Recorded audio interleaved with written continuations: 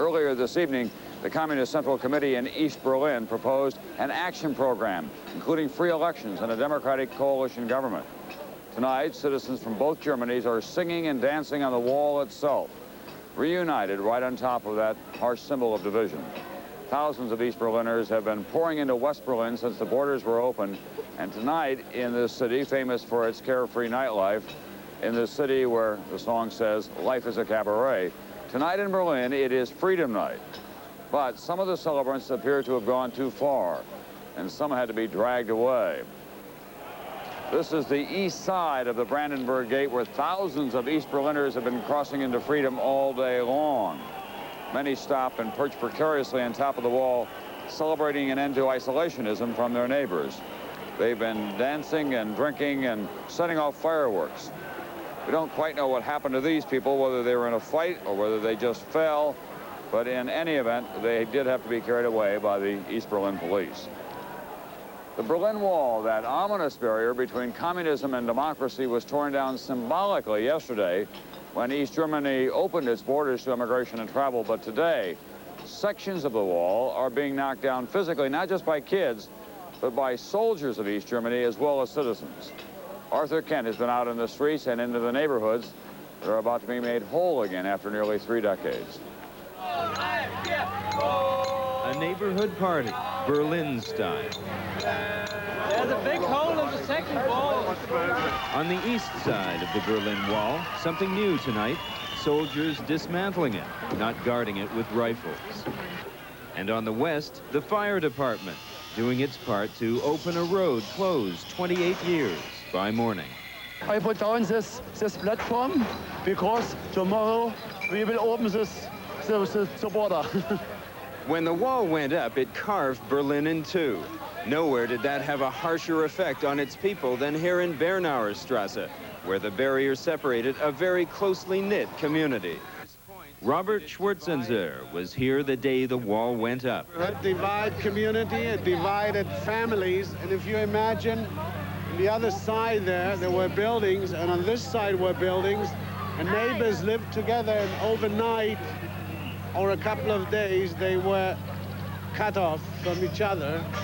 Some of those trapped in the east paid with their lives trying to escape. The despair the wall caused among the people it divided made it a hated obstacle to human dignity. Tonight, the people had their revenge, but not for long. West German police wanted to keep the area clear. The firemen needed room to work, and they didn't want to antagonize East German soldiers on the other side, who lifted the wall away, slab by concrete slab. Tomorrow, Bernauerstrasse will be reopened. Residents will once again stroll the length of the neighborhood, but the bitter memory of the Berlin Wall won't die quickly. As long as that cruel, terrible thing is still standing, I don't know. Ask me later when they're turning it down. Arthur Kent, NBC News, Berlin. And so the Berlin Wall is a far cry from a symbol of the Cold War tonight. The cold stone barrier is alive with excitement as the West greets the East. It's like New Year's Eve, only better here because it's not been celebrated in so many years. It's as if all the energy put toward isolation now is being spent on joy and a new beginning. Here's Martin Fletcher. It looked as if the entire city of Berlin, east and west, was out in the streets. A street party that hasn't stopped for 36 hours.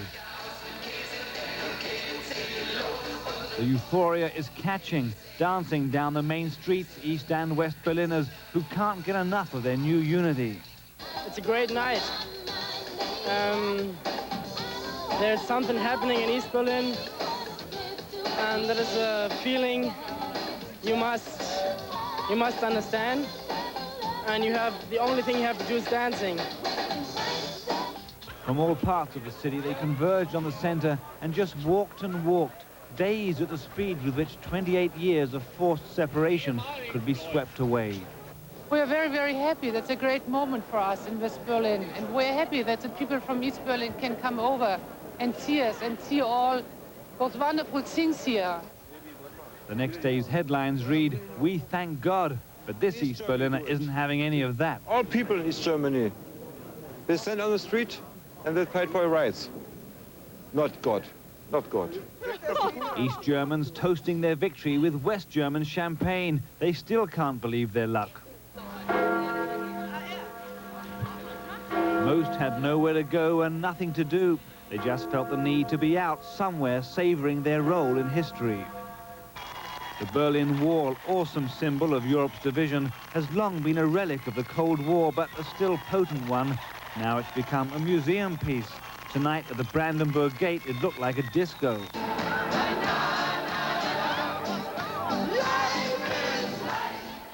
Dancing everywhere, East and West joining in a celebration of a united future. And quiet homage, too, to the memory of East Germans who died trying to escape from the East to freedom in the West. All rolled into one here, the pain of the past, a joyful present, and hope for a united future. Martin Fletcher, NBC News, West Berlin. Mind you, this was the first full day of open borders between East and West Berlin, and this party has been going on nonstop, a day that found disbelief quickly giving way to happiness. Inside East Berlin's official buildings, there were pledges of reform that once would have been mind-boggling, but today the story was being told in the streets, loudly and clearly and joyfully. The sun came up this morning on a Germany where everyone could travel at will, and travel they did. Tens of thousands of East Berliners swarmed into the West. They got their first taste of a Western trademark, the traffic jam. The Brandenburg Gate stands just behind the wall that has been split to two Berlins. All of a sudden, it didn't seem so far away. Families kept apart for decades could suddenly come together. There were long lines at crossing points that had been idle and silent only days before, and cheering now. Hey, whoa! Woo! East German border guards just stood and watched. They were guests at a noisy, wild party, and after all, they may be out of a job soon. The rest of West Germany was caught in the spirit. It was a profitable day on the Frankfurt Stock Exchange and an unforgettable day for Germany's leaders. Most of them have spent their public lives in a divided country. They were there to suffer as the Berlin Wall went up. They were there to rejoice as it began to come down. After running through a no man's land for 28 years, the wall had become a tourist attraction. The party goes on tonight, and then there was the sound of freedom bells.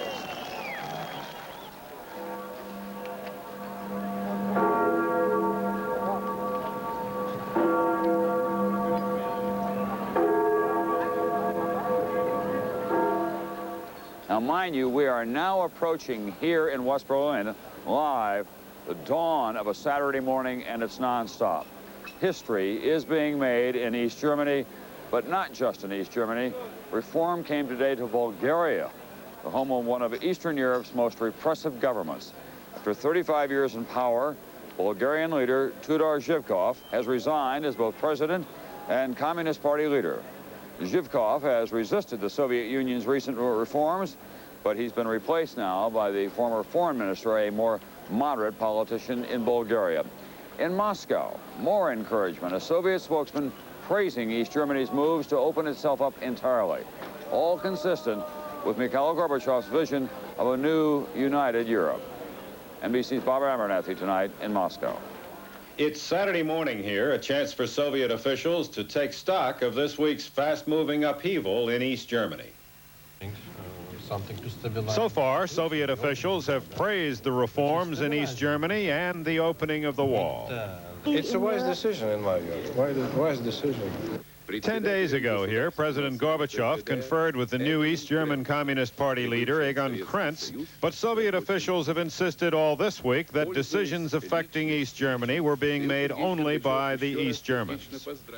Furthermore, as Soviet television showed the joyful Berlin scenes, officials said they welcomed the changes in East Germany as part of a natural process begun here to make socialism more democratic. We understood for rather long periods, you see, that sooner or later what's happening in our country will happen in East Germany as well. The Soviets do not want German reunification. But they do welcome more contacts between the two Germanys, seeing them as a step toward a Europe of much more cooperation between East and West, one in which NATO and the Warsaw Pact could disappear, and in which the stumbling economies of the East could somehow be tied in to the prosperity of the West. Tom? Bob, is there a possibility that Gorbachev may think that what's going on in East Germany, where it seems to be freewheeling out of control, that it's gone too far here? The Soviet spokesman said today, Tom, he warned about the possibility of destabilizing things going on, but it's not clear what the Soviets could do about it if they decided it had gone too far. This is a very deep movement. It's not just something at the top. It goes all through the society.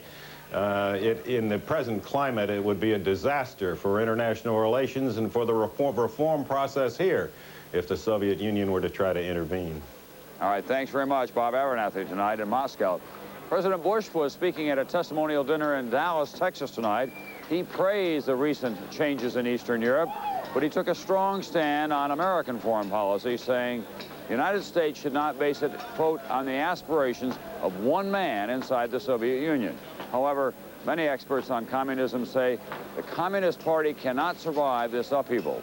One of them I talked to here earlier today is Dr. Gerald Kleinfeld of Arizona State, an authority on German politics. Does the Communist Party in East Germany still have a future given all of this?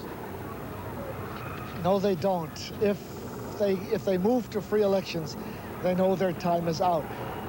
Krenz is playing for time. He's trying very hard to hold on to power. What he would like to do is to have a Gorbachev solution, where the party can reform from within and keep on to the reins of power. That may be beyond his grasp by now. Do you think Gorbachev had any idea that it would play out this way when he came here about a year ago attempting to revitalize communism? I think that Gorbachev wanted reforms here to prevent what is happening now. That those reforms did not take place. Given all that has happened, is communism as an ideology, as an apparatus of power, as we've known it for 70 years now, is that communism dead? Yes, without doubt. That's a very definite statement. I think so. I think that when you look at what's going on in Eastern Europe and in the Soviet Union, the kind of economic situation that they have there is itself disintegrating. It just doesn't work. It doesn't deliver for the people. One of Germany's greatest authors, Goethe, once wrote, "I love those who yearn for the impossible." Well, this is what it looked like and sounded like today, as what many had considered to be impossible. It finally came true.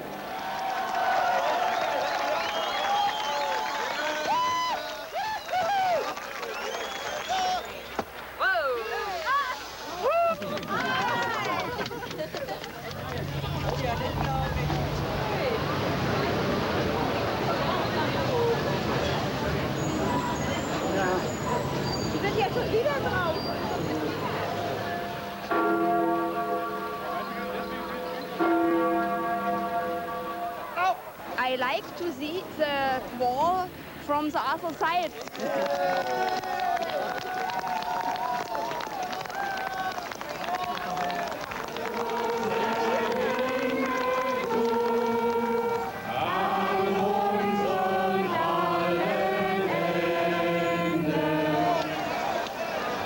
It's like crazy to be here this evening.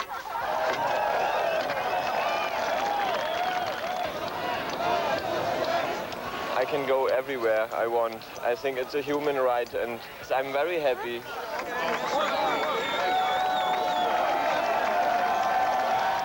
This is a giddy moment, and it is worth savoring, but there are more sobering times ahead. Can the East German political opposition, for example, get sufficiently organized to take on the Communist Party? How can the East German economy be repaired after the loss of so many skilled workers? What happens to the West German economy with so many now competing for every job? What are Soviet generals thinking tonight? After all, they have a heavy military investment in East Germany. And the future of the United States military presence in Europe, now that the wall is a playground, not a prison. Will there be one German nation once again? And the biggest question of all, is this the dawning of a new age? Exciting times ahead. I'm Tom Brokaw at the Berlin Wall.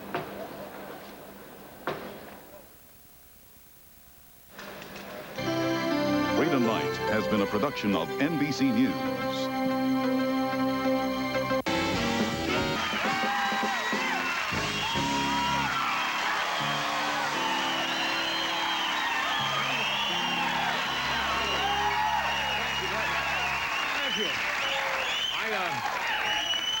Do you understand that by that reaction it makes us legally married in 5 states? But you don't get half. Anyway,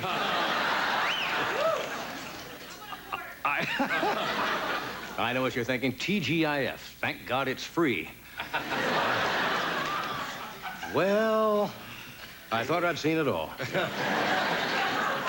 No, I'm not going to make any joke about that because you can wear that. Well, thank you very much. Would you wear that on? Would you walk down Hollywood Boulevard in that suit? You're going to meet some interesting people if you do. But there are certain portions of Santa Monica Boulevard where this is going. Anyway, go on to hear about it. We've had an exciting week. Phil Donahue has been taping down here. Oprah's been taping. Last night, a little old lady in the audience saw the white hair, thought I was Phil Donahue, grabbed my microphone.